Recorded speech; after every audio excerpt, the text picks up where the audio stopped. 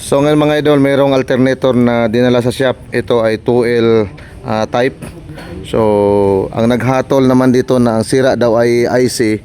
So ang technician ng customer, so may dinala ito.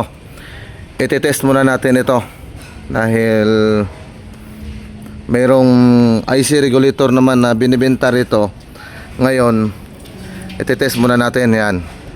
Makikita natin yan. Rotor ay na.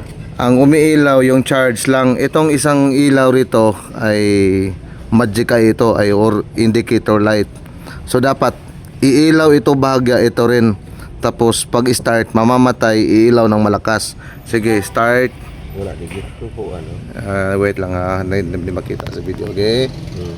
Up, walang siyang movement. So meron akong na-upload dito na long video kung paano mag-test ng mga IC regulator. Pero ito ngayon, na-test natin.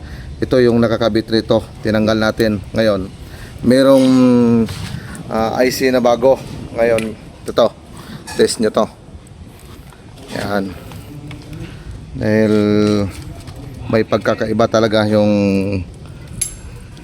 movement nila rito sa luma niya. Sige.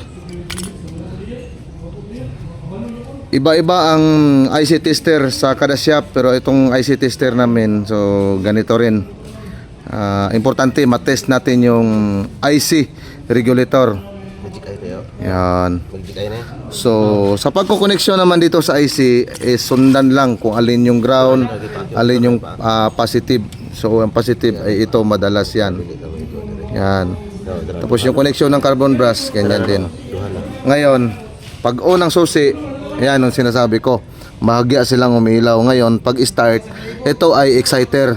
Wait lang Jong, may natatakpan ang kwan. Ganyan, sige. Start. Yan, pag off sa engine, start uli. Yan, oh, namatay ang Magic Eye. Umilaw yung nakalagay dyan na charge. So, nabura medyo yung nakasulat natin. Uli. Start. Off sa engine. Yan, oh. So ibig sabihin goods ang IC regulator. Yung ating mga warrior na ang nagtitesting. So goods. I-assemble na lang ito. Meron din iba na magte-test ng IC. Gumagamit sila ng ohms. Yung iba-iba. Sa kada shop ay iba-iba talaga. So dito rin sa shop namin ay iba ang proseso namin. Ito ang IC tester ko. Yan o. Kakabit na lang natin mga warrior yung nabili na IC.